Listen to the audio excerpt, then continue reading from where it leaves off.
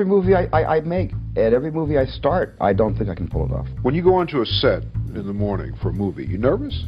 Yeah, every morning. In the world of cinema, Steven Spielberg is a legendary figure, having directed some of the most iconic films of all time. He is known for his incredible attention to detail, his ability to tell stories that resonate with people of all ages, and his never-ending drive to create. In this video we're gonna explore the mind of this visionary filmmaker and get inspired by his most insightful interview moments. And at first, the internal voice I needed to listen to was hardly audible, and it was hardly noticeable, kind of like me in high school. But then I started paying more attention, and my intuition kicked in. And I want to be clear that your intuition is different from your conscience. They work in tandem, but here's the distinction. Your conscience shouts, here's what you should do, while your intuition whispers, here's what you could do. Listen to that voice that tells you what you could do. Nothing will define your character more than that. It's not a secret that Spielberg is one of the most successful directors in the history of cinema. Can you imagine that he's won 3 Academy Awards for the Best Director, and his films have been nominated for over 100 Oscars in total? I think the beginning of my career, I had this wonderful experience, and the thing I really want to emphasize is I didn't have a choice. I didn't have a choice. When you have a dream, and the dream isn't something you dream and then it happens. The dream is something you never knew was going to come into your life. Dreams always come from behind you, not right between your eyes. It sneaks up on you. And I was lucky that at 18 I knew what I exactly wanted to do, but I didn't know who I was. How could I, and how could any of us? Because for the first 25 years of our lives, we are trained to listen to voices that are not our own. Parents and professors fill our heads with wisdom and information, and then employers and mentors take their place and explain how this world really works. And usually these voices of authority make sense, but sometimes doubt starts to creep into our heads and into our hearts, and even when we think that's not quite how I see the world, it's kind of easier just to nod in agreement and go along, and for a while I let that going along define my character. But when you have a dream, it doesn't often come at you screaming in your face, this is who you are, this is what you must be for the rest of your life. Sometimes a dream almost whispers. And I've always said to my kids, the hardest thing to listen to, your instincts, your human personal intuition, always whispers, it never shouts. It's very hard to hear. So you have to, every day of your lives, be ready to hear what whispers in your ear. It very rarely shouts. And if you can listen to the whisper, and if it tickles your heart, and it's something you think you want to do for the rest of your life, then that is going to be what you do for the rest of your life, and we will benefit from everything you do. Every movie I make, and every movie I start, I don't think I can pull it off. When you go onto a set in the morning for a movie, you nervous? Yeah, every morning.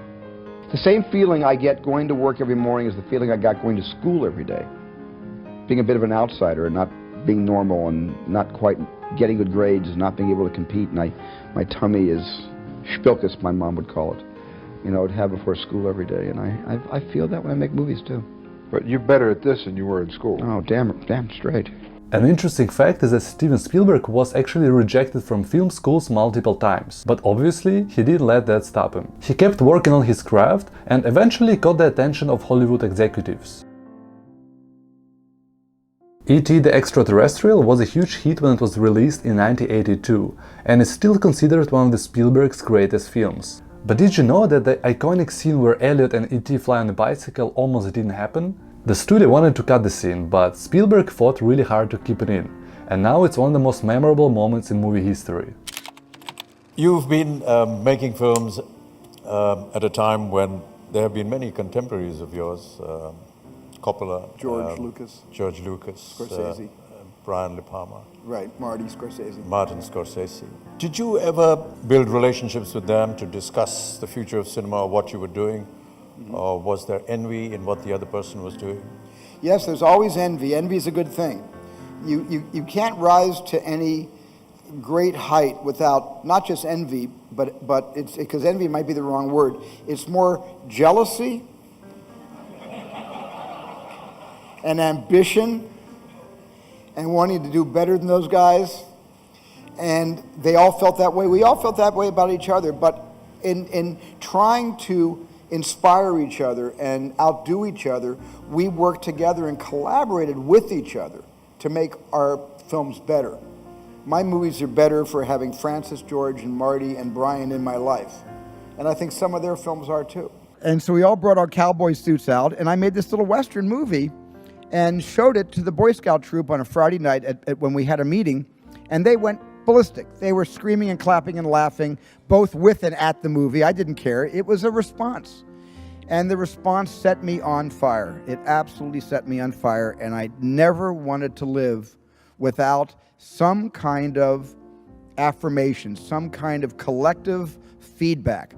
And maybe that's why my early movies were all about you. My early movies were all soliciting you, making you my partners, thinking about you behind the camera, thinking what would turn you on, what would get you excited, what would make you laugh, what would make you scream.